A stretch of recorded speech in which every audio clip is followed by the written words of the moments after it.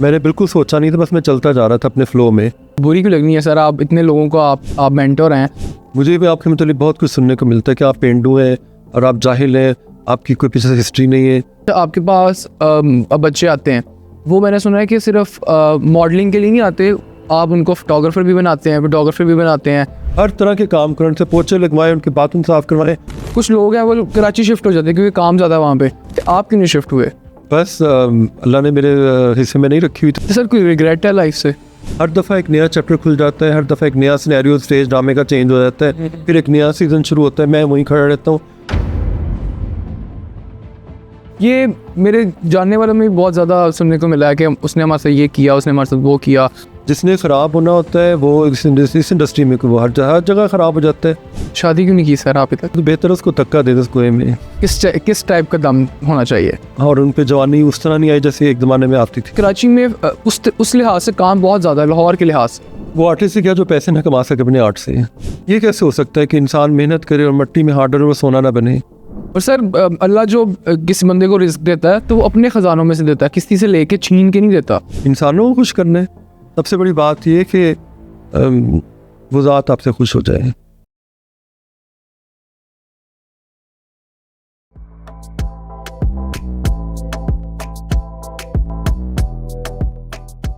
अस्सलाम वालेकुम everyone, welcome back to another amazingly exciting podcast. आज के पॉडकास्ट पे हमारे पास मौजूद हैं एक ऐसी शख्सियत जिन्होंने बहुत से चेहरों को तराशा है, बहुत से लोगों को इंट्रोड्यूस करवाया है। हम इनको अगर किंग मेकर कहें तो ये नाम बिल्कुल गलत नहीं होगा। Welcome to the show sir Khawar Riaz. Sir कैसे हैं आप? अल्लाह का शुक्र है। सर कैसा लगा पॉडकास्ट पे आके, कैसा लग रहा है? और हमने इतनी दूर से आपको बुलाया, तकलीफ़ तो नहीं दी हमने ज़्यादा? नहीं, बिल्कुल भी नहीं। मैं अब आपको तकलीफ सर मुझे ये बताएं कि आपका रुझान इस तरफ कैसे आया कि मैं एक स्टाइलिस्ट, एक फोटोग्राफर बनूंगा? ये तो बहुत आम सी बात होगी, जिसका जो रुझान होता है वो उस तरफ चल पड़ता है। नहीं सर, आपने कैसे, कब सोचा कि मैं यही बनूंगा? मैंने बिल्कुल सोचा नहीं था, बस मैं चलता जा रहा था अपने फ्लो में। तो फ्लो में चलते चलते चलते फिर चीज़ें रास्ते में आती गई और मैंने उनको पकड़ना शुरू कर दिया। और यही चॉइस होती है आपके पास कि आप सही टाइम पे सही चीज़ें पकड़ लें। और उसमें फिर बहुत सी मुखालफतें भी बर्दाश्त करनी पड़ती हैं, लेकिन अगर आप फर्म है तो फिर कुदरत के ख़जाने खुद ही खुल जाते हैं। तो बचपन में या आपने अपनी टीन एज में क्या सोचा था कि मैं बड़े होकर क्या करूँगा? मैंने ये प्लान था? नहीं, मेरा कोई प्लान था ही नहीं। मतलब मैंने कभी प्लानिंग की ही नहीं थी। मैं बेसिकली एक सुस्त और काहिल इंसान था और हूँ। मैं हमेशा अपने कंफर्ट जोन में रहता हूँ। चीज़ें बस जो मेरे चीज़ सामने आती मैं उसको फिर डील करता हूँ और मुझे इसी गेम की समझ आई है। सही हो गया। और जो आपके पास लड़के या लड़कियाँ आती हैं तो उनमें आप पहली चीज़ क्या देखते हैं कि ये बच्चा जो है वो आगे जा सकता है? मैं ये देखता हूँ कि इसकी प्लेसिंग कहाँ पे होनी चाहिए। वो ज़रूरी नहीं कि मॉडल बनने के लिए आए। कई दफ़ा एक इंसान जो है वो किसी ऐसी रास्ते पे चल रहा होता है जो उसके लिए बना ही नहीं होता, तो उसको उठा के दूसरी जगह पे खड़ा करना पड़ता है और उसके दाएं बाएं जैसे घोड़े की दो चीज़ें लगा देते हैं ना ऐसे, ताकि वो उधर धो के देखे। तो मेरा काम ये होता है, क्योंकि मैंने जब ज़िंदगी बहुत कन्फ्यूजन में गुजारी, मुझे समझ नहीं आती करना क्या है, क्या पढ़ना है, क्यों पढ़ना है, किसको दिखाने के लिए पढ़ना है और पढ़ना है कि नहीं पढ़ना, या वो सबक पर पढ़ना है जो दुनिया सिखा रही है। तो फिर आपको समझ में आती है कि असल में दो का फाड़ा कैसे सुनाया जाता है। तो आपकी पढ़ाई कितनी है, कितना पढ़े हैं आप? मैं एकेडमिकली तो बहुत पुअर हूँ, लेकिन जो मैंने पढ़ लिया है वो ऐसा पढ़ लिया है कि मुझे 1 मिनट में सारा रौला समझ में आ जाता है कि प्रॉब्लम है किधर, कन्फ्यूजन किधर है, और ब्लैक एंड वाइट को मैं हर चीज़ क्लैरिटी कैसे करनी, ग्रे एरिया निकाल कर। तो उस लिहाज से देखा जाए तो I am a very sensible person. मैं जाहिल नहीं हूँ, मैं तो पढ़ा लिखा जाहिल नहीं हूँ, पर मुझे ये पता है कि सही क्या है और गलत क्या सही है। सर एक ऐसी 5 चीज़ें मिला दें कि अगर आपके पास एक बच्चा आ रहा है और आपको लगता है ऐसी 5 चीज़ें कि ये बच्चा करेगा तो ये एक सुपरस्टार बन जाएगा। मेरे लिए वो बच्चा सिर्फ सुपरस्टार ही नहीं होता। सुपरस्टार मेरे लिए वो बच्चा बनता है जो ज़िंदगी के कुछ असूलों के साथ चलता है, जिसमें हाउस कीपिंग होती है, बचपन की ट्रेनिंग्स होती हैं। एक दफ़ा दिल करता है अच्छा ये इसने जो कुछ पढ़ा ये सब बेकार था, दोबारा स्कूल का बस्ता पहना कर इसको स्कूल भेजा जाए और सही वाले स्कूल में भेजा जाए, और इसको जो ये पढ़ रहा है ये सब बेकार है, 4 साल ज़ाया कर, इसको पैसे कमाने चाहिए। मेरा हिसाब से आजकल के नौजवान को ये जो भी पढ़ रहा है ना वो बेकार है। ये यूनिवर्सिटियाँ बंद हो जानी चाहिए। सिर्फ फोकस इस चीज़ पे होना चाहिए कि पैसे कैसे कमाने, और पैसे कमाने के लिए आपको जो एजुकेशन चाहिए लेट्स से आपको इंग्लिश बोलनी आनी चाहिए, लेट्स से आपको ऐप्स की एजुकेशन आनी चाहिए, सोशल मीडिया से रिलेटेड जो करंट चीज़ें चल रही हैं उसका नॉलेज आप अगर यूट्यूब से ले लें या इधर से ले लें तो वो आप कामयाब हैं। वरना ये जो आप पढ़ रहे हैं मतलब 4-4 साल की डिग्री जो भी हो रहा है, सब कुछ हो रहा है को एजुकेशन में, जो भी चीज़ें चल रही है उसमें सवाए तबाही की और कुछ भी नहीं है। मतलब 4 साल बाद एक समझ लें कि आप एक घोड़े को गधा बना के पेश करते हैं। सर 5 चीज़ें बता दें। अच्छा लेट्स सी कि मैं आपके पास 5 चीज़ें क्यों, मैं 10 चीज़ें बता सर 10 चीज़ें बता दें। नहीं अगर हम उसको एक बेसिक चीज़ें लें ना, 5 चीज़ें, अगर मैं आपके पास आता हूँ आप मेरे अंदर 5 ऐसी क्या चीज़ें देखेंगे, क्या खूबियाँ या क्या खामियाँ देखेंगे कि उसको मैं बेहतर करूँ और मैं आगे चला जाऊँगा? सबसे पहले तो मैं आपको इस चीज़ से बाहर निकालूंगा कि मैं लोगों को इम्प्रेस ना करूँ, ठीक है। अच्छा। मैं आपकी सारी आउटलुक चेंज करूँगा, मैं आपकी ग्रीन जराबें चेंज कर दूंगा और मैं आपके बाल जो आपके बने हुए जो शहनशाह फिल्म में इस ज़माने में अमिताभ बच्चन बनाता था उसको चेंज करूँगा और आपको सिंप्लीफाई करूँगा और आपकी जो रे वाली बोली उसको ठीक करूँगा। अच्छा। जो बेसिक खराबियाँ हैं उर्दू को ठीक करूँगा, रिफाइन करूँगा और आपका जो लोगों को तारुफ करवाने का तरीका है उसको रैंडम करूँगा बजाय से कि वो स्क्रिप्टेड हो, ताकि आपका जो अगर आप बनना चाहते हैं, ठीक है, आप में कॉन्फिडेंस है, पर उसके रास्ते में जो एजुकेशन आपको लेनी चाहिए वो आपके लिए बहुत ज़रूरी है। अब आपने मुझसे पूछा तो मैं आपके मतलब बता रहा हूँ और अगर कोई बात बुरी लगती तो माइंड नहीं बुरी क्यों लगनी है सर, आप इतने लोगों को आप मेंटर हैं तो आपने पूछा तो मैंने बता दिया। सर मैं इन चीज़ों पे फोकस करूँगा, लेकिन हम लाहौरी हैं तो हमारे साथ ना हमारे थोड़ा सा वो रे का मसला आता है। कोई बात नहीं, अगर आप पंजाबी भी बोलते हैं तब भी ठीक है। असल बात है कि आपका कंटेंट कैसा है, चाहे आप ठेठ पंजाबी बोल रहे हैं चाहे पिंड वाला, लेकिन in the end content matters. सही है। तो उसके लिहाज से आपको लफ्ज़ों का ज़ख़ीरे की ज़रूरत है जो मैंने अभी तक देखा है। आउटलुक आपके लिए इतनी ज़रूरी नहीं है। अगर आप शलवार कमीज पहन के भी अच्छा बोल रहे हैं, ठीक है, और क्या बोल रहे हैं किस तरह बोल रहे हैं वो मैटर करता है बजाय इसके कि पैंट कोट पहन कर बुरा बोल रहे हैं। नहीं, आपने मुझसे पूछा तो मैंने बता दी। मैं अगर हूँ तो मैं आपको ये इन चीज़ों से आज़ाद कर दूँ, जो टाई पहनी और ये चीज़ें सब कुछ सिंपल शलवार कमीज पे बैठाऊँ तो जिसमें एक लगे कि हाँ पंजाब का कड़ियल जवान बैठा हुआ है। सर अगर मैंने मॉडल बनना हो तो मैं बन सकता हूँ, या मैंने आगे जाना हो क्या मुझे वेट लूज़ करना पड़ेगा, क्या करना पड़ेगा मुझे? आपको यहाँ पे मुख्तलिफ मॉडलिंग एजेंसी से वहाँ पे जाना पड़ेगा। मैं किसी ज़माने में मॉडलिंग एजेंसी चलाता था, अब नहीं है वो। मैं सिर्फ आइडेंटिफाई कर देता हूँ कि यू कैन बी और यू कैन नॉट बी। मैं कर सकता हूँ। अब तो लोग ज़्यादा उन लोगों को ले रहे हैं जो इन्फ्लुएंसर्स होते हैं ताकि इम्पैक्ट क्रिएट हो। मॉडल क्या एक डमी होती है, ठीक है, कोई स्टेटस तो नहीं है ना। स्टेटस तो उसका है जो बोल सकता है, जो अच्छा बोल सकता है और जो चीज़ों को आगे तक कन्वे कर सकता है, कम्युनिकेट अच्छे तरीके से कर सकता है, लोगों को ग्रैब कर सकता है। मेरे हिसाब से अब वो मॉडल है जो लोगों पे इन्फ्लुएंस डाल सकता है। हाँ, जो लोगों पे इन्फ्लुएंस, लोग अब ऐसे लोग कामयाब होंगे जो इन्फ्लुएंस डालेंगे, शक्लों से नहीं अब चीज़ें चलेंगी। अब मेरे पास कितने बच्चे आते हैं जो कहते हैं, मैं पूछा क्या कर रहा हूँ, मैं जी वो मास्टर कर रहा हूँ, मैं MBA कर रहा हूँ, मैं फलां कर रहा हूँ, मैं ये कर रहा हूँ। मैंने कहा अच्छा तो बोलने में जहालत क्यों है? करेक्ट। तो सर इसमें पेरेंट्स का भी बहुत अहम रोल है। और अगर कुछ बच्चे बड़े हो जाएं और वो बच्चे ही रहें दिमागी तौर पर, फिर उनकी शादियाँ हो जाए तो वो क्या तरबियत करेंगे? पहले वो खुद तो तरबियत दे लें। तो मैं पेरेंट्स को कैसे कुछ कह दूँ जब एक्सपोजर ही नहीं है? इसके बाद एक्सपोजर नहीं है तो उसने क्या करना है? गधे ने गधे को जवान करना है। सर एक्सपोजर कैसे लें? एक्सपोजर इस तरह से होगा कि आपने अगर बच्चा पैदा किया है तो बच्चे को पालना, मतलब उसकी परवरिश करना एक आर्ट है।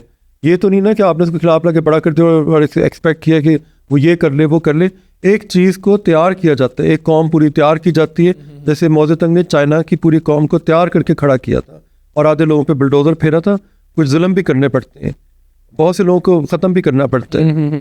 कंफर्ट जोन से पेरेंट्स को बच्चों को बाहर निकालना चाहिए। नहीं, उनको चाहिए कि बचपन से उनको कामों पे लगाएं, हर तरह के काम करें, उनसे पोछे लगवाएं, उनके बाथरूम साफ़ करवाएं, उनसे कपड़े धुलवाएं, ताकि उनको कदर हो ज़िंदगी की। आप अपने काम खुद करने की आदत डालें, उनको लोगों को डील करना आता हो, उनको सौदे लाने आते हो, उनको ग्राहक से कैसे कम्युनिकेट करना है वो उनको आता हो, और उनकी पर्सनैलिटी इतनी स्ट्रांग हो कि अगर वो फटे पुराने कपड़े ही पहने खड़े लेकिन उनके बोलने में सारा फैशन नज़र आ रहा हो, बोलने में पूरा कल्चर नज़र आ रहा हो, और वो जब बंदा खड़ा हो तो वो जब बोले तो लोग कहें कि हाँ बस यही है, और वही लीडर होता है जो छोटे छोटे काम करते बड़े काम उसको फिर गेम इस तरह ही समझ में आती है।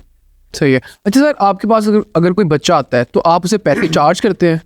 नहीं, मैं पैसे चार्ज नहीं। अगर मुझे कोई खुद से पसंद आ जाए, मैं फर्ज करें मैंने किसी को अप्रोच किया है, तो मैं पैसे चार्ज नहीं करता। और अगर कोई आपको अप्रोच करता है कि मैंने ग्रूम होना, फिर आप पैसे चार्ज करते हैं? ग्रूमिंग के तो ज़ाहिर पैसे होते हैं, वो एक ट्रांसफॉर्मेशन के होते हैं, वो उसमें एक पूरी एनर्जी लगती है। मतलब आपने किसी को देखा है, उसके अंदर आपको नज़र आ रहा है कि ये इसमें खामियाँ है, ये अगर हटा दी जाए तो शायद ये इसके अंदर कॉन्फिडेंस आ जाएगा और एक ऐसा इंसान बन जाएगा जैसा उसको होना चाहिए। तो सर आप एवरेज एक बच्चे को कितनी देर में ग्रूम कर लेते हैं? मैं किसी को फिजिकली तो ग्रूम कर सकता हूँ, बट जो इनबॉर्न ट्रेनिंग है उसको वो जब तक वो खुद ना चाहे वो नहीं हो सकता। तो आपकी फ़ीस कितनी होती है अगर कोई बच्चा आपको अप्रोच करता है या कोई बच्चा देखने वाला वो आपके पास आना चाहता है ग्रूम होने के लिए, तो कितनी फ़ीस होती है? डिपेंड करता है ग्रूमिंग वो अपनी पर्सनल लाइफ के लिए करवाना चाह रहा है या चाह रही है, या कोई डिप्रेशन का इलाज कराना चाह रहे हैं, या उनको प्रॉब्लम है कोई भी किसी किस्म की भी कंफ्यूजन है ज़िंदगी के बारे में, तो वो मैं वैसे ही समझा देता हूँ। और अगर कोई चाह रहा है कि वो मुझे हायर करे फिर मैं चार्ज करता हूँ। कितना चार्ज करते हैं? डिपेंड करता है किस चीज़ पे? कि मतलब क्या काम है और किस तरह करना है। 2 महीने लगेंगे, 3 महीने लगेंगे, लेकिन लोग ज़्यादातर 10 दिन बाद ही भाग जाते हैं। इतनी टफ ट्रेनिंग है? हाँ, करना पड़ता है ना, सेक्रीफाइस करेंगे तो कुछ बनेंगे ना। तो ट्रेनिंग में सर क्या क्या चीज़ें इंक्लूड होती हैं? ट्रेनिंग में टाइमिंग ठीक की जाती है, ठीक है, मतलब जो मिसमैनेजमेंट होती है उसको ठीक करना पड़ता है। फिर डाइट पूरी ठीक करनी पड़ती है कि ये नहीं ये खाना है और वो नहीं खाना जो तुम्हें खा रहा है, ठीक है। फिर उसके बाद एक्सरसाइज, धूप में चलना फिरना, ठीक है। आपने किस वक्त क्या बोलना है, आपके कपड़ों का जो आउटलुक है वो क्या होनी चाहिए जो आपको सूट करे, आपका हेयर कट कैसा होना चाहिए, आप चलते फिरते बैठते उठते आपके पोस्चर कैसे हैं वो सीधे किए जाते हैं। हमारे यहाँ जो बच्चे हैं अक्सर जिम में घुस जाते हैं पोस्चर ठीक किए बगैर, तो इसलिए वो टेढ़े मेढ़े नजर आते हैं। मतलब वो ऊपर से बड़े से होते हैं, नीचे से इतनी सी सूखी टांगे होती हैं। सही हो गया। अच्छा सर, एक बच्चा है या लड़की है या लड़का आपके पास आ रहा है, तो वो आपके घर में स्टे करता है या वो उसको अपने घर जाने की इजाज़त है, या क्या इस तरह का क्या सीन होता है? नहीं, ये कोई जेल नहीं है ना कोई स्कूल है। होता ये है कि मैं जब एक ज़माने में यूरोप जाकर शूट किया करता था तो सारे गोरे मॉडल्स होते थे, क्योंकि क्लाइंट को होता था कि जी हमारी जो ब्रांडिंग है वो ज़रा इंटरनेशनल तर्ज की नज़र आए। तो फिर एक टाइम ऐसा है, कोरोना आ गया बीच में, तो फिर मुझे एक दो क्लाइंट ने कहा कि अब क्या करें, हम लोग बाहर तो जा नहीं सकते। तो मैंने कहा फिक्र ना करें। फिर मैंने नज़रें दौड़ाना शुरू की, तो फिर मेरी नज़रें KPK की तरफ चली गई, गिलगित में चली गई, शायद बलूचिस्तान भी चली गई। तो वहाँ से मैंने वो जो पूरी लॉट थी जो अलेक्जेंडर यहाँ छोड़ के गया था उसको मैंने पकड़ा और फिर उनको ग्रूम करके इस तरह बिल्डिंग साथ खड़ा किया, तो लोग समझे ये भी कोई रहे थे। तो इस तरह पूरा KPK मेरे घर घुस गया। और जाहिर है इतने दूर से बच्चे जब आते हैं, उन्होंने शायद कभी लाहौर ट्रैवल भी नहीं किया होता, तो उनके पास रहने की कोई जगह नहीं होती, तो वो फिर मेरे पास स्टे कर लेते हैं। सही है। तो वो स्टे करते हैं एज अ गेस्ट, और उसके बाद फिर उनको ज़िंदगी की बहुत सी चीज़ें समझ में आ जाती हैं कि उनको ये समझ में आता है कि लाइफ ये नहीं होती वो होती। असल में जो एजुकेशन पता है क्या है, एक्सपोजर। अगर एक चीज़ का एक्सपोजर नहीं तो आप किसी को क्या इल्ज़ाम देंगे। अच्छा, आपके पास अब बच्चे आते हैं, वो मैंने सुना है कि सिर्फ मॉडलिंग के लिए नहीं आते, आप उनको फोटोग्राफर भी बनाते हैं, वीडियोग्राफर भी बनाते हैं, और कुछ बच्चे शेफ़ भी बने हैं। ये मैंने आपकी रिसेंट पॉडकास्ट जो हुआ, मेरे बच्चे इस तरह शेफ़ नहीं बनते। मतलब कोई मेरे घर में आया तो वो मेरे साथ काम जब करते करते उसको समझ में आया थी कि मैं खाना ही पका सकता हूँ अब तो, मैं पूरा घर भी संभाल सकता हूँ, मैं कंप्यूटर पे कुछ कोर्सेज भी कर सकता हूँ। मतलब मैं अगर फोटोशॉप पे बैठता हूँ तो मेरा टाइम ज़ाया ना करूँ, या वीडियो एडिटिंग सीख लूँ, या और काम सीख लूँ, बोलना या इंग्लिश ठीक कर लूँ, कुछ भी वो उस पर डिपेंड करता है। अगर उसका टाइम ज़ाया करना हो तो वो खुद ही एग्जिट कर जाता है, और टिकने वाले टिक जाते हैं, फिर आगे जाकर उनको जॉब मिल जाती है। मतलब modelling is not on going process, ठीक है। उनको मैं हमेशा समझाता हूँ कि चलो तुमने जो पढ़ना था पढ़ लिया, लेकिन तुम्हारे कम्युनिकेशन में प्रॉब्लम है, ठीक है। अल्लाह ने शक्ल सूरत अच्छी दे दी, बट अब तुम ये चीज़ें अपने अंदर ये वाली एजुकेशन डालो। मतलब तुम्हारी जो बोलने में जो है ना एक ताकत होनी चाहिए, पर्सनैलिटी नज़र आनी चाहिए, उस पर काम करो। जो सुन लेते हैं वो निखर जाते हैं, आगे निकल जाते हैं, एक्टिंग में भी चले जाते हैं, एंकर भी बन जाते हैं। ज़िंदगी में मेरे पास बच्चा सिर्फ मॉडल बनने नहीं आता तो मॉडल बनने, लेकिन उसको और बहुत से रास्ते खुले मिल जाते हैं। सर वो कैसे करेगा ये सारी चीज़ें? ये प्रॉपर रूटीन से आती हैं? नहीं, जब तक आपके अपने अंदर शौक ना हो तब तक नहीं हो सकता। अब ये तो नहीं हो सकता ना कि कुआं प्यासे के पास चला जाए। प्यासे को ही आना पड़ता है। जाहिर है वही डोल नीचे फेंकेगा तो पानी ऊपर लेके आएगा ना। तो सर बेसिक, और अगर वो नहीं फिर भी पानी नहीं रहता तो बेहतर उसको धक्का दे दे उस कुएं में, मर जाए डूब के, डूब मर जाना चाहिए। अच्छा सर, एक बेसिक लड़का है 18-20 साल का, और उसकी पंजाबी भी ख़राब है, उर्दू भी ख़राब है, बोलने में उतनी वो पावर भी नहीं है।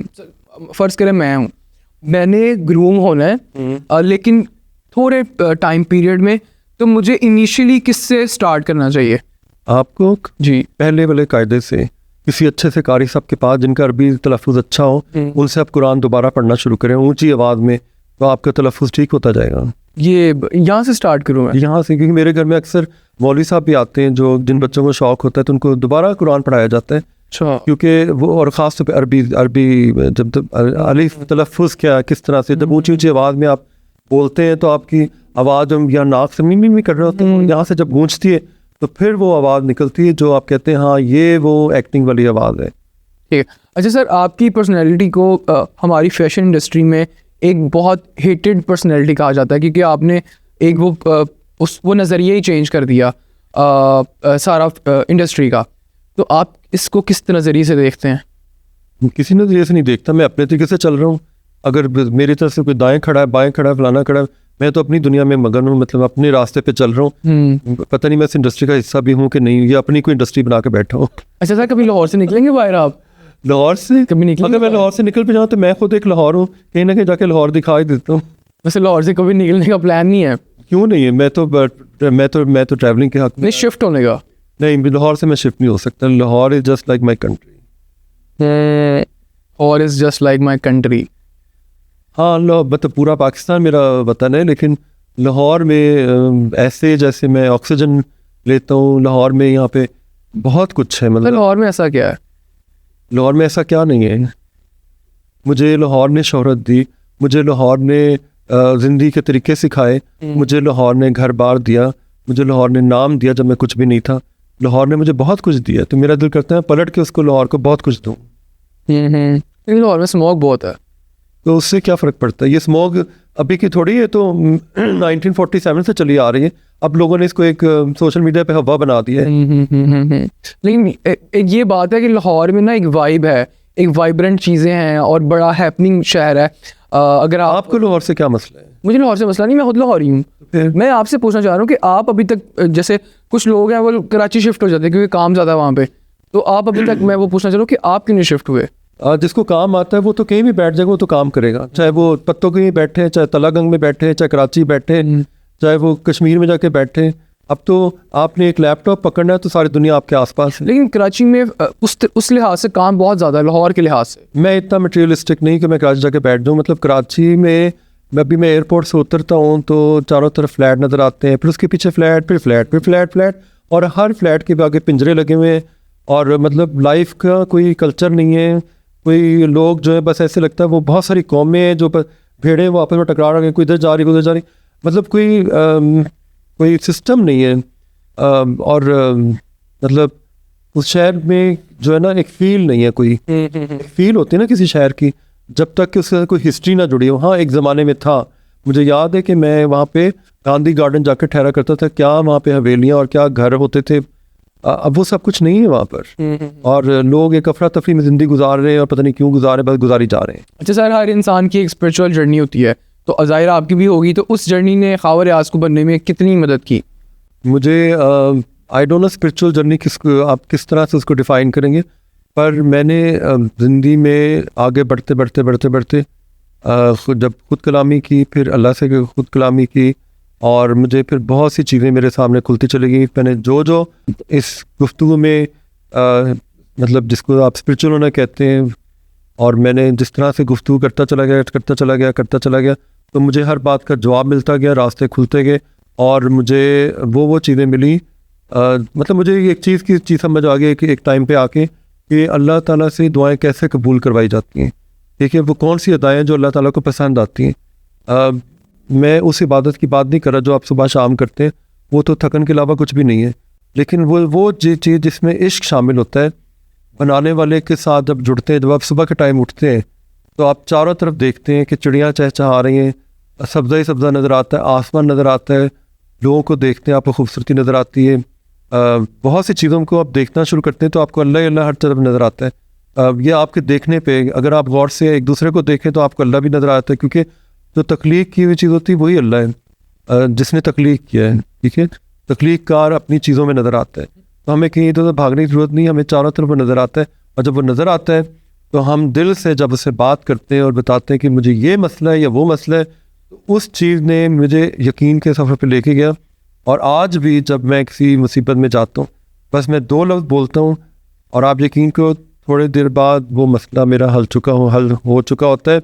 और मैं सबसे ये कहूँगा कि आप नमाज़ें पढ़ते हैं, उसके बाद दुआएं करते हैं और फिर उठ जाते हैं और फिर शिकायत शुरू कर देते हैं, तो अल्लाह ताला को कंप्लेन, शिकायत करना, शिकवे करना, रोना धोना ये पसंद नहीं है। ठीक है, जब महबूब के सफ़र पे निकले हैं तो फिर आजमाइशें भी होंगी, तो फिर महबूब जैसा ही बनना पड़ेगा। तो सर कोई रिग्रेट है लाइफ से? हाँ, क्या रिग्रेट? मिसमैनेजमेंट। आपकी अपनी? मुझे लगता है कि अगर मैं सही चीज़ों को मैनेज करना सीख जाता ना, तो आज शायद मैं आधा लाहौर बल्कि पूरा लाहौर ही फतह कर चुका हूँ। इतनी बुरी मिसमैनेजमेंट है? हाँ, इतनी बुरी है। अच्छा सर, एक आर्टिस्ट के लिए क्रिएटिव फ्रीडम कितना होना चाहिए या कितना ज़रूरी है? जितना वो समझता है। आपको कितना ही, क्या लिमिट चाहिए आप? सर मुझे तो लगता है कि जो ब्रांड्स आते हैं आपके पास, वो उनको कहना चाहिए कि आप अपनी क्रिएटिव माइंड से काम करें, लेकिन ब्रांड्स आजकल जो ब्रांड्स आ रहे हैं वो कह रहे हैं कि इस तरह उस बबल में रहो, हमारा ये काम है, इसमें रहो। तो आपको लगता है इसमें आर्टिस्ट की लाइफ पे भी इम्पैक्ट आता है और उसके काम पे भी इम्पैक्ट आता है?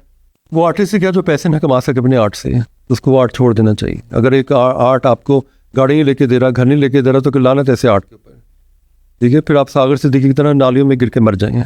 तो सर लेकिन इंडस्ट्री का वो हाल भी तो नहीं है ना कि एक बच्चे को इतनी जल्दी ऊपर भी नहीं लेके जाते। बच्चा अगर बच्चे में दम होगा तो वो फ्लोटिंग करते करते खुद ही ऊपर चला जाएगा। बच्चे में दम नहीं तो मैं क्या करूं? किस टाइप का दम होना चाहिए?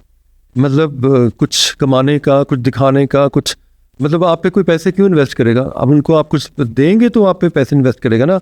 अब आपने अगर बिजनेस करने बैठे हैं तो आपने जो आपके पास चल के आया है, तो आप उसके मुताबिक उसके जहन को पढ़ के वो जो आप जिसको आर्ट कह रहे हैं उसको उस तरह से दिखा देंगे, ठीक है, विजुअल कम्युनिकेशन में, तो फिर तो आप आर्टिस्ट हुए ना।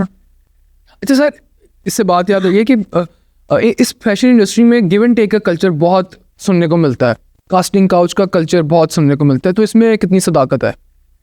मुझे भी आपके मतलब बहुत कुछ सुनने को मिलता है कि आप पेंडू हैं और आप जाहिल हैं, आपकी कोई पीछे से हिस्ट्री नहीं है, ठीक है, और आप अंदरून शहर के हैं और फ्रे करके बोलते हैं, कोई पता नहीं टकसाली से हैं, इधर से हैं या उधर से हैं, किधर से हैं। मैंने बहुत कुछ सुना हुआ है। तो कोई सदाकत नहीं है? नहीं, कोई सदाकत। सर सुनने को तो बहुत कुछ मिलता है, तो इससे इंडस्ट्री को ही क्यों टारगेट किया जाता है? क्योंकि आप लोगों ने चस्के जो लेने होते हैं। हमारी जो कौम है वो क्या करती है, उसकी बेचारी इतनी फ्रस्ट्रेटेड, कोई एंटरटेनमेंट नहीं है उनके पास, उन्होंने क्या करना है, मैंने सुना ये हो रहा है, मैंने सुना, मतलब डाटा ट्रांसफ़र करते करते वो कुछ से कुछ बन जाता है।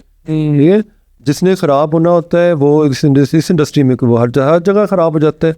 आप रोक सकते हैं किसी को? अगर आपके घर में एक बच्चा है और एक नौकर उसको ख़राब कर सके तो वो करेगा। तो आपने बच्चे को सिखाना है ना कि बच्चे तुम्हें कोई ऐसे हाल लगा तो इसका ये मतलब, वैसे हाल लगा तो अब बच्चा ये एक अलग बात है। अच्छा सर, आजकल देखा जा रहा है कि जितने भी नए मेकअप आर्टिस्ट आ रहे हैं, ये नए फोटोग्राफर आ रहे हैं, ये नए प्रोड्यूसर्स आ रहे हैं, वो जब तक गिव एंड टेक का उसमें ना हो तो वो आगे नहीं जाने देते। ये मेरे जानने वालों में बहुत ज़्यादा सुनने को मिला है कि उसने हमारे साथ ये किया, उसने हमारे साथ वो किया, उसने ऑफ़र करवाई तो हमने रिजेक्ट कर दिया, अब हमें मुकाम नहीं मिल रहा। वो मुकाम इसलिए मिल रहा क्योंकि उसमें कुछ नहीं था। तो उसने फिर यही कहना ना कि वो उन्होंने मुझे ये ऑफ़र कराई तो फिर मैंने ऐसे हो गया तो फलाना हो गया। ये ऐसे हो सकता है कि एक बंदा टैलेंटेड हो तो उसको कोई ना पकड़े। टैलेंट तो खुद ब खुद अपना रास्ता तलाश कर लेता है, इसमें किसी की सिफारिश चलती है। अगर आप फ़र्ज़ करें किसी के साथ इस तरह से हो गए हैं और आपको लगता है कि मैं इस सिफारिश से कोई बन जाऊँगा, तो नहीं, इन दी एंड क्लाइंट ने पैसे खर्चने हैं। अगर आपको लगता है कि आपने नहीं सोना तो ना सोएं, किसी ने आपको ज़बरदस्ती कहा कि सो जाएं जाकर, आप अपनी मर्ज़ी से सोते हैं। अपनी ज़ात पे यकीन करना चाहिए। आपके अंदर बाहर चारों तरफ आपको अल्लाह नज़र आ रहा है।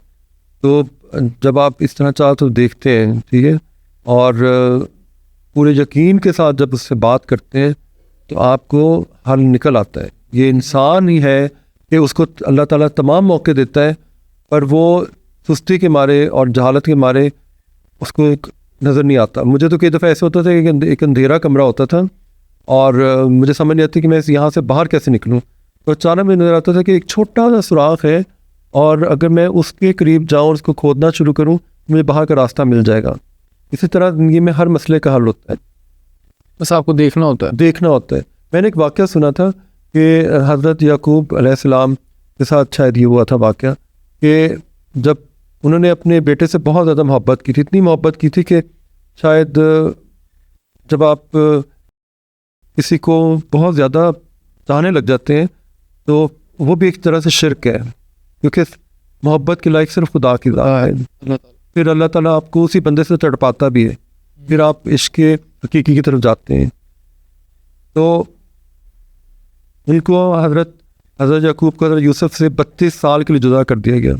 वो कुएं वाला वाक़या आपको याद हो? जी जी। फिर 32 साल बाद जब उनको मिले तो आपकी बनियाई भी वापस आई, तो एक पैगाम भी आया था जो आज तक लोगों को नहीं पता चला। वो ये था कि तुमने इस मिट्टी के पुतले के लिए 32 साल रो रो के गुजार दिए, काश कि तुमने मुझसे मांगा होता तो अगले दिन ही यूसुफ तुम्हारी गोदी में होता। तो ये वो सबक है जो हमें सीखना चाहिए, जो हम सीखते नहीं हैं। अच्छा सर, दौलत और शोहरत आने से पहले वाले ख़ावर आज़ में और दौलत और शोहरत और गाड़ियाँ और बंगले आने के बाद वाले ख़ावर आज़ में क्या फ़र्क है? काश के बंगले होते तो मैं कुछ और चीज़ें बना लेता, मतलब कोई स्कूल वगैरह खोल लेता। कोई फ़र्क नहीं, मैं वैसे का वैसे ही हूँ। मतलब मैंने कभी इन चीज़ों के लिए स्ट्रगल नहीं की थी कि मेरे पास कोई घर हो, गाड़ी हो, फलाना हो, ये हो। मैं तो अपने सफ़र में जा रहा था, मैं तो अपने आप को एक्सप्लोर करने जा रहा था कि मैं हूँ कौन और क्यों दुनिया में। Sir at the end of the day पैसा ही चाहिए होता है ना इंसान को। बिल्कुल पैसा चाहिए होता है, पैसे के बगैर बंदा पैसे के लिए नहीं, पैसे के बगैर इंसान की कोई ज़िंदगी नहीं है, बेकार है। दुनिया के तमाम डिप्रेशन का इलाज सिर्फ पैसा है, मैं आपको बता रहा हूँ। और अल्लाह ताला पैसा आपको देता है, मौका देता है। इंसान ही है जो, वो कहते हैं ना कि आमदनी अठन्नी और ख़र्चा रुपया, तो वो ये हाल करता है।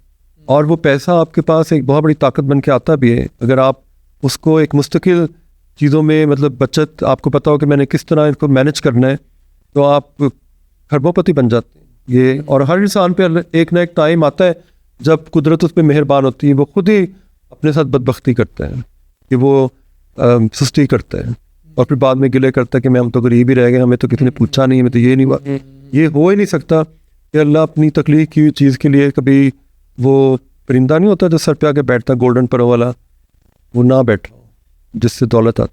हर इंसान पे बैठता, हर बंदे पे बैठता। अगर इंसान को पहचान हो जाए तो फिर वो, ये कैसे हो सकता है कि इंसान मेहनत करे और मिट्टी में हाथ डाले और सोना ना बने। अल्लाह ने इतनी खूबसूरत दुनिया बनाई है, अगर आप इसको एक्सप्लोर नहीं कर रहे और आप फजूल की चीज़ों में पड़े हुए कि मेरे साथ ये मुसीबत है, वो मुसीबत। अगर आप थोड़ी देर खाना खाते हुए फ़लस्तीन के बच्चों को याद कर लें, ठीक है, आप उन लोगों को याद करें जो लंगड़े लूले हैं, जिनके पास बुनियाई नहीं है, तो आपको शुक्र अदा करना चाहिए। गिर गिर के अल्लाह क्या करें, शुक्र अदा करना चाहिए। ये आपके लिए एक मिसाल है, ताकि आपको पता चले कि ज़िंदगी, मतलब ज़िंदगी ये है कि हर हाल में, अगर फ़र्ज़ करें मेरे से सब कुछ छिन जाता है तो मैं क्या रोने बैठ जाऊँगा? नहीं। क्या वो मैं अपने साल देख के आया था, ठीक है, जिसका था वो ले गया। और सर अल्लाह जो किसी बंदे को रिस्क देता है तो वो अपने ख़जानों में से देता है, किसी से लेके छीन के नहीं देता। यहाँ पे लोग हसद करने लग जाते हैं लोगों से। हसद करना क्या होता है, मतलब कॉम्प्लेक्स होता है ना, उन बेचारों को असल में हीलिंग की ज़रूरत होती है। और जब आप अल्लाह पे तवक्कुल रखते हैं, जब मादी चीज़ों से आज़ाद हो जाते हैं और सोचते हैं कि ये मेरा नहीं है, सब कुछ मैंने दुनिया में अकेला आया था और अकेले ही लेके जाना है, तो ना मोहब्बत मेरे काम आई जो इंसानों से मैंने की थी, ना वो काम आया, ना ये काम आया। अगर काम आया तो वो रब आया काम। अच्छा सर, कभी प्यार हुआ आपको या कभी मोहब्बत हुई है? मैंने तो सारी ज़िंदगी मोहब्बत ही की, अल्लाह के अलावा। बिल्कुल। और इंसानी मखलूक को अल्लाह की मखलूक समझ के मोहब्बत की और हर एक को सही रास्ता दिखाया। ये नहीं है कि मेरी नज़र हमेशा खूबसूरती पे रुकती थी, मेरी हर इंसान पे नज़र रुकती है। और मैं जहाँ कई दफ़ा ऐसा भी होता है, मैं कभी गली में जाके किसी मोची पास बैठ जाता हूँ, कभी किसी के क्वार्टर में घुस जाता था, कभी किसी के घर जाके रोटियां चोरी करके खाना शुरू कर देता। कुछ भी हो सकता था मेरे साथ। मतलब मैंने आम लोगों के साथ ज़िंदगी को एंजॉय करना सीखा। इसलिए तो आप कह रहे हैं ना कि आप इंडस्ट्री से हट करें, मैं इस वाकई, क्योंकि मैं वो इंडस्ट्री हूँ ही नहीं, ना मैं इसको कोई आपकी अलग दुनिया है। नहीं, मैं वो हूँ जो मैं हूँ, सीधी सी बात है। मैं वो नहीं करना चाहता कि मैं कपड़े ब्रांडेड पहनूँ और शक्ल से मैं नौकर लग रहा हूँ। शादी क्यों नहीं की सर आपको क्या प्रॉब्लम है? नहीं, मुझे कोई प्रॉब्लम नहीं, मैं तो वैसे पूछना चाह रहा हूँ। तुम कर लो। मैं तो इंशाअल्लाह ताला करूँगा आने वाले 2-3 साल। फिर तुम्हें पता चलेगा शादी क्यों नहीं करनी चाहिए। नहीं सर, क्यों नहीं करनी चाहिए शादी? नहीं, बिल्कुल करनी चाहिए। आपने क्यों नहीं की? बस अल्लाह ने मेरे हिस्से में नहीं रखी हुई तो नहीं हुई, क्योंकि मुझसे बहुत से काम मेरे। अभी कोई प्लान है? नहीं, मेरा कोई प्लान ही नहीं है। क्या पता जब बिल्कुल मरने वाला हूँ तब शादी हो जाए लेकिन ऐसा होगा नहीं, क्योंकि मैं आई थिंक मेरे साथ कोई चल नहीं सकता। किस लिहाज से? कुछ लोगों की मिजाज होते हैं ना। स्ट्रिक्ट हैं आप? नहीं, स्ट्रिक्ट नहीं हूँ। मुझे लगता है मैं अपनी जगह पे एक कंप्लीट इंसान हूँ, मुझे किसी के सहारे की ज़रूरत नहीं है। और मुझे ये जो एक है ना कि सुबह उठूँ तो एक औलाद का झमघट्टा लगा हो और साथ में चीज़ें हो रही हों, मतलब मुझे इस सिस्टम से, मतलब मैं शादी की बिल्कुल खिलाफ नहीं होनी चाहिए, ठीक है, और बहुत जल्दी हो जानी चाहिए बच्चों की आजकल के दौर में। और मैंने बहुत से लोगों की शादियाँ भी करवाई हैं। अच्छा, आपका मैरिज ब्यूरो भी है? नहीं, मैरिज ब्यूरो नहीं है मेरा। मतलब मैंने बस सिर्फ ये किया कि ये जोड़ उसके साथ है, उसके साथ है, शादी कर ले आपस में। और कई लोगों की तलाक़ें भी करवा दी क्योंकि वो एक दूसरे के लिए टॉक्सिक थे। सीधी सी बात है, एक रिलेशन आपको नुकसान पहुंचा रहा है फिर भी आप चिमड़े हुए, तो इसका मतलब आपका कोई चस्का इसमें शामिल। तो मैं लोगों को क्लैरिटी कहता हूँ कि शादी करनी है तो सिर्फ शादी के लिए ना करो, ये सोचो कि उसमें दो इंसान मिलकर वो गाड़ी कैसे चलाएंगे। तो मैंने जब स्ट्रगल करना शुरू की, स्ट्रगल करते करते करते वो ज़िंदगी इतनी कंप्लीट होने लग गई कि मुझे फिर ज़रूरत नहीं रही शादी। एक स्पेस होती ना, इंसान एक ख़ास उम्र के बाद जाकर इंसान को अपनी स्पेस से प्यार हो जाता है, फिर वो शायद वो शेयरिंग पसंद नहीं करता। तो सर कभी औलाद का शौक़ नहीं था कि मेरे बेटे और वो मेरा नाम है, मेरी लेगेसी है, वो आगे लेके चलें? नहीं, मुझे ऐसा कोई शौक़ नहीं था। और जिनकी लेगेसी वो कौन सी, वहाँ पे आज ये सारे किले और सब कुछ कहाँ पे गए वो लेगेसी, और ये सब किसको तुम लेगेसी कहते हो? मतलब इंसानों को खुश करना है। सबसे बड़ी बात ये कि वो ज़ात आपसे खुश हो जाए जिसने पता कि वही लेगेसी है और इन दी एंड वही सब कुछ है, बाकी सब कुछ भी नहीं। और अगर रहेगी औलाद की बात, तो औलाद कहाँ आपकी बनती है? औलाद अगर आप इस चक्कर में पाल रहे हैं कि वो आप बड़े के सहारा बने, तो आपसे बड़ा कोई नहीं है। सबसे बड़ी बात है कि बस आप उसको अच्छी तरबियत दें और उसको उड़ा दें और अपनी जायदाद से एक हिस्सा ना दें उसको, वो उसको पैरों पे खड़ा करें, वो खुद से सब कुछ करे और अपनी जायदाद जो प्रॉपर्टियाँ हैं सब कुछ उन लोगों को दे दें जिनको इनकी ज़रूरत है। तो सर बाद में औलाद गालियाँ निकालेगी, आप तो निकालती रही गालियाँ जाके, निकालते प्यो ने सानू देने की बजाय किसी और को देती है। नहीं, तो वो अब तरबियत ऐसी करेगा ना कि वो कहेंगे हमारे बाप ने बिल्कुल सही किया था, हमें इस काबिल बनाया कि हम अपने बलबूते पे सब कुछ करें। किसी को इस काबिल बनाना ही तो सब कुछ है। अगर आप एक फ़कीर के जेब में पैसे डालें तो आप गलत हैं। आप उसको सपोर्ट करें कि वो अपने पैरों पे खड़ा हो, ये सबसे बड़ी सपोर्ट होती है। हमें अपनी औलाद के साथ भी यही करना चाहिए कि वो सपोर्ट सिस्टम दे उसको। अब उसके मुंह में पैसे ना डालें, उसको अपाहज ना करें कि कल को, इसीलिए तो हज़रत अली ने कहा है कि जिस पे एहसान करो उसके शर से डरो। वो मामला यही है। जी सर, आपका फियर क्या था या है? आपको किस चीज़ से डर लगता है या था? मुझे किसी चीज़ से डर नहीं लगता। जियो पॉन, ये वाला सीन है आपका? बब्बर शेर? नहीं, बब्बर शेर भी नहीं हूँ। धमाका हो तो मुझे भी डर लगता है। नहीं, वैसे किस चीज़ से आपको खौफ आता है, या तन्हाई में बैठ के किस चीज़ से, किसके बारे में सोचते हैं कि यार ये चीज़, इससे मुझे डर लगता है? नहीं, मुझे किसी चीज़ का पछतावा ही नहीं, तो मैं डरूं क्यों? आपको लगता है कि आपकी लाइफ, आपने अपनी लाइफ में सारी, मेरी लाइफ में इतनी सिंपलिसिटी है, ठीक है, कि मुझे कोई डर खौफ नहीं लगता। मुझे ये पता है कि मैं आज अगर अकेला हूँ तो कल 10 बंदे फिर मेरे ज़िंदगी में शामिल होंगे, 10 लोग, ठीक है। हर दफ़ा एक नया चैप्टर खुल जाता है, हर दफ़ा एक नया सिनेरियो स्टेज ड्रामे का चेंज हो जाता है, फिर एक नया सीज़न शुरू होता है, मैं वहीं खड़ा रहता हूँ। तो ये सीज़न कौन चला रहा है? रब चला रहा है ना मेरे इर्द गिर्द। तो अगर उस सीज़न में फ़र्ज़ करें मैं शादी कर चुका तो वो सीज़न कभी अगले सीज़न पे न जाता। तो अभी आपके घर में या स्टूडियो में जो भी है उसमें वो एक महफिल भी लगती होगी, जाहिर सी बात है, या नहीं सारे अपने बच्चे अपने अपने कामों में मगन होते हैं बच्चे? नहीं, महफिलें लगती हैं, मतलब कई दफ़ा क्लास लगती है ठीक ठाक। अच्छा। और उसी क्लास लगाने में वो कंटेंट निकलता है कि अगले कहते हैं इसको रिकॉर्डिंग करो। ये तो ऐसे अल्फाज हमने कभी नहीं सुने। मतलब एक सरकास्टिक तरीके से किसी को बेइज्जत करना। अच्छा, पूरे ऑल ओवर द पाकिस्तान आपके पास बच्चे आते हैं? हाँ, सारे आते हैं मेरे पास, और बड़े घरों से बच्चे आते हैं। मैंने हर तरह के बच्चे मेरे इर्द गिर्द आते हैं और भटके होते हैं। मतलब मैंने बहुत से बच्चों को नशों से निकाला, सिगरेटों से निकाला, रूटीनें ठीक की, माँ बाप से दोबारा जोड़ा, उनको कामों पे लगा दिया। मेरा ख्याल है कि अगर आपकी फ़र्ज़ होना चाहिए कि अगर आपको लग रहा है कि अगला गुमराही के रास्ते पे चल रहा है तो आप पे फ़र्ज़ है कि उसको सीधे रास्ते पे चलाएं। ये अदाब खुदा को पसंद है। सर, कौन सा ऐसा एक्टर था या कौन सी ऐसी मॉडल थी जिस पे आपको सबसे ज़्यादा मेहनत करनी पड़ी और उसने फल भी दिया एट द एंड? फल? नहीं, फल तो मैंने लगाए थे। नहीं, आपने किस एक्टर या मॉडल में सबसे ज़्यादा मेहनत की है? मैंने कोई मेहनत नहीं की, मैंने सिर्फ रास्ता ऐसे सीधा कर दिया तो वो खुद ही मैंने, मतलब वो फल निकलना शुरू हो गए जो उसने खुद ही खाने थे, मैंने थोड़ी खाने थे। मैं तो अपने हिस्से के फल खा रहा था। वैसे भी है नाम कोई जिस पे आपको सबसे ज़्यादा जोर समझ कि आपका सबसे ज़्यादा जोर उस पर लगा? इतने लोगों को इंट्रोड्यूस करवाया, इतने गिरते गए आखिर में मैं ही खड़ा था। अच्छा, जो लोग जिन लोगों को आपने इंट्रोड्यूस करवाया है वो आज अभी आपके साथ कनेक्ट है या नहीं, ये छोड़ गए हैं सारे?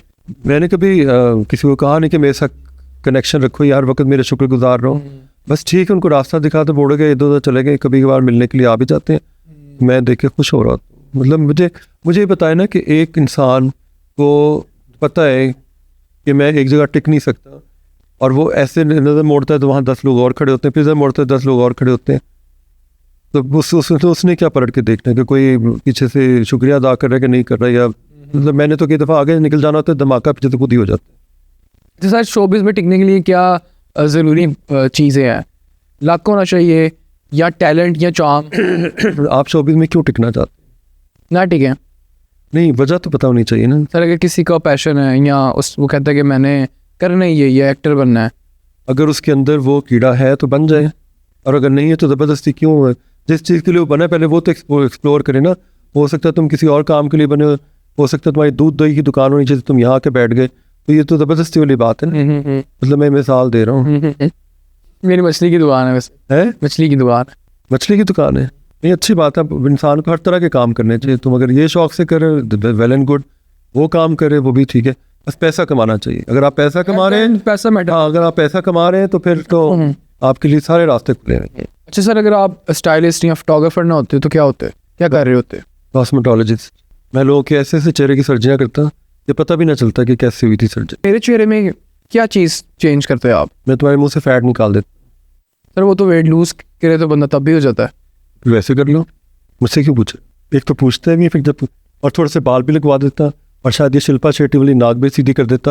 अब तुमने पूछा तो मैं कह रहा हूँ, ठीक है। और ये रेशम वाली आंखें बड़ी कर देता, और पता नहीं चौड़ा मुंह कम कर देता। ये तो सारा चेहरा ही चेंज हो जाता। आपने पूछा है तो मैंने एक दफ़ा भी कहा कि इनका चेहरा मोटा है। मैंने तो नहीं कहा ना, मैंने कहा है कि एक दफ़ा कि इनकी आंखें आपस में बराबर, जबकि कहते हैं मेरी आंखें खूबसूरत, जबकि वो आपस में बराबर नहीं है। बराबर नहीं आंखें? आपने मुझसे पूछा तो मैंने बताया ना। सर मुझे दोबारा बताइएगा, क्या क्या चीज़ें चेंज करते आप? आंखें नहीं, मैं तुम्हें दोबारा स्कूल भेजता, सही वाले स्कूल में। कौन से स्कूल में? Beacon house? नहीं, बिल्कुल भी नहीं। वो कहाँ भेजते आप? किसी मदरसे में? कहीं दूर गांव के स्कूल में, जहाँ पर बच्चे ज़मीन पे बैठ के पढ़ते। तो उससे क्या होता? जिंदगी कदर आती। जो पत्थरों के दरमियान से फूल निकलता है ना, उसकी बात कुछ और होती। टफ लाइफ देते? बिल्कुल, टफ लाइफ गुजारोगे तो लीडर बनोगे ना। तुम चेहरे पे क्यों डिपेंड करना चाहते हो? तुम क्यों चाहते हो तुम्हें? सर चेहरा बिकता है। कहाँ बिकता है? तुम चेहरे से बिकते हो? किस चीज़ से बिकते हो? बिकते भी हो? नहीं, मैं वैसे कह रहा हूँ कि चेहरा बिकता है। लोग जो क्लाइंट है वो चेहरा मांगता है। किस चीज़ के लिए? हर चीज़ के लिए सर चेहरा बिकता है। तुमने किस चीज़ के लिए इस चेहरे को इस्तेमाल करना, पहले ये बताओ। सर अगर मैंने मॉडलिंग करनी है, चेहरा बेहतर होना चाहिए। तो ये गिला अल्लाह से करना है या मुझसे करना है? नहीं, ये तो मैं वैसे ही बात करूँ generally. This is your father and mother, proud of it. अच्छा सर, क्या आपको लगता है कि फैशन इंडस्ट्री पाकिस्तान में जो है वो इंटरनेशनल लॉबी के दबाव में आगे काम करती है? वो लॉबी क्या कहती है? मतलब वो लॉबी वेस्टर्न कपड़े, जैसे आप आजकल अवार्ड शोज़ में लोग वेस्टर्न कल्चर बहुत ज़्यादा प्रमोट करते हैं, इवन दो हमारा कल्चर बिल्कुल डिफरेंट है। अच्छा, इसमें मैं बहुत बात कर चुका हूँ कि मतलब कोई फ़ायदा नहीं। अगर आपको कामयाबी मिलती है, ठीक है, और आप उस पोडियम में चले जाते हैं जहाँ पर रेड कारपेट होता है या अवार्ड शोज़ होते हैं, वो आपके लिए बेस्ट ज़रिया होता है अब एज एन एम्बेसडर के आप अपनी ज़ुबान को इज़्ज़त दें, अपने लिबास को इज़्ज़त दें। और जो लोग अपनी ज़मीन के साथ जुड़े होते हैं, मैं समझता हूँ वही जेन्युइन लोग होते हैं, अपने कल्चर को जो रिप्रेजेंट करते हैं, अपने वतन को जो रिप्रेजेंट। अगर एक ह्यूज फैन फॉलोइंग के साथ एक एक्ट्रेस या एक्टर अपने कल्चर को लेकर चलता है, ये उसके ऊपर जिम्मेदारी चलती है। सर जैसे क्योंकि लोग उससे इन्फ्लुएंस होते हैं। सर जैसे दिलजीत है, वो किसी भी अवार्ड शो में जाए, कहीं भी कॉन्सर्ट करने जाए, तो वो अपने कल्चर को रिप्रेजेंट करता है। बिल्कुल करता है। अब हमारे मुल्क की मिसाल ले लें तो मैंने देखा रीमा जो है वो बहुत अच्छा अपना कल्चर लेकर चलती हैं और बहुत डिग्निटी के साथ आती हैं, और अपने ही जो हमारे जो लिबास है उनको इज्जत देती हैं और पहनती हैं। मतलब उस लिबास को वेस्टर्नाइज ज़रूर कर देती है, पर प्रॉपर वेस्टर्नाइज नहीं होती, मॉडर्नाइज कर देती है। मॉडर्नाइज करती है। और बहुत सी एक्ट्रेस हैं जिनको अप्रिशिएट करना चाहिए, क्योंकि उनको ये पता होता है कि जब वो बोलेंगी तो वो फिर उनकी पर्सनैलिटी में सब कुछ नज़र आ जाएगा। और हमारे यहाँ बहुत टैलेंट है, लेकिन अगर कोई इतना इंसान के ज़र्फ़ का कब पता चलता है? जब उसको वो तमाम चीज़ें मिलती हैं जिसका वो तलबगार होता है, वहीं से उसके कॉम्प्लेक्स फिर बाहर आते हैं। और अगर सब कुछ नज़र आता है तो समझ लें कि पर्सनैलिटी में रोल है। ठीक है सर, अवार्ड शोज़ में आपको क्या लगता है कि पसंद की बुनियाद पे अवार्ड दिया जाता है या टैलेंट की बुनियाद पे? नहीं, ऐसा नहीं है। हमारे यहाँ जो शोज़ होते हैं वो तो मेरे ख्याल टीवी का एक प्रोग्राम रिकॉर्ड किया जाता है और उसको फिर दिखाना होता है। रियल अवार्ड्स नहीं होते? नहीं, रियल ही होते हैं। मैं अक्सर जगहों पे एज अ जूरी काम करता रहा हूँ, लेकिन रियल होता है। ऐसा नहीं है कि जिसको एक गलत लोगों को दिया जाए। हाँ, ये ज़रूर है कि जो जजेस हैं, वो जो जजेस बिठाए जाते हैं उनको शायद पता भी नहीं होता कि अगले ने इस साल किसने बेहतर काम किया है। वो बस एक छोटी सी पोर्टफोलियो देखते हैं, उस पर डिसाइड कर लेते हैं। जो सही फैशन को समझता है जर्नलिस्ट, उसको पोर्टफोलियो देखने की ज़रूरत नहीं, उसको पता होता है किसने कौन सा काम किया था। तो मैं इस दफ़ा जब मैंने जजिंग की है तो मैंने कहा मुझे ये कागजात नहीं चाहिए, मुझे पता है किसने इस दफ़ा काम किया। तो मैंने वो नाम दिए जो लोगों को पता ही नहीं थे। अच्छा सर, एक लफ्ज़ जो पाकिस्तानी फैशन इंडस्ट्री को डिफाइन करता है, क्या होगा? प्रोग्रेस अभी प्रोग्रेस में है, प्रोग्रेस कर रही है। और सबसे बड़ी बात है कि जिस चीज़ को एक ज़माने में लोग बुरा समझते थे, अब उसके लिए यूनिवर्सिटियाँ खुल रही है, बहुत टैलेंट आ रहा है, हर तरह के इसमें आपके लिए बहुत सी कमाने के ज़रिए खुले हैं, ठीक है। और लोगों ने पाकिस्तानी जो फैब्रिक है उसको इन्हीं लोगों ने मिलके पहचान बनाया है। और हम जो मेरे आने वाले बच्चे हैं जो इस इंडस्ट्री में है, वो बहुत इंटरनेशनल लेवल का काम करें। मैं उनको देख के खुश होता हूँ और मैं चाहता हूँ कि इस तरह के और लोग आए और काम करें। मतलब क्रिएटिव लोग बहुत आने लग गए हैं और उनके काम में स्टोरी नज़र आती है। तो जो जेन ज़ी है वो ज़्यादा क्रिएटिव है, ये कह सकते हैं? ये जो लेबल है जेन ज़ी, मिलेनियन या फलाना या जो भी है, ये सब लेबल है और कुछ भी नहीं है। मतलब हर नस्ल ने अपने मुताबिक चलना होता है, नए दौर के मुताबिक चलना होता है। उस चीज़ को आपको एक्सेप्ट करना चाहिए कि पानी अपनी शक्ल खुद तलाश करता है, तो उसको मौका दें। वो मारे खाता इन दी एंड वही शक्ल इख्तियार कर लेगा जो उसके माँ बाप की थी। सर, यंग बॉयज़ को और गर्ल्स को कुछ एडवाइस देना चाहते हैं कि वो जो सोशल मीडिया में जो कुछ भी है उसको 90% झूठ होता है। Too much knowledge is bad, ठीक है। ऑर्गेनिक लाइफस्टाइल की तरफ आएँ और मेहनत करना सीखें और चलना फिरना शुरू करें, क्योंकि बैठ की पूरी नस्ल जो ना छोटे कद की हो गई है, बैठ के। और उन पे जवानी उस तरह नहीं आई जैसे एक ज़माने में आती थी। जी नाज़रीन, ये था आज का हमारा पॉडकास्ट। उम्मीद है कि आपको पॉडकास्ट पसंद आया होगा। मिलते हैं एक और पॉडकास्ट। तो क्या है नहीं आएगा इंशाल्लाह ताला। मिलते हैं एक और पॉडकास्ट में एक और गेस्ट के साथ। अल्लाह हाफ़िज़।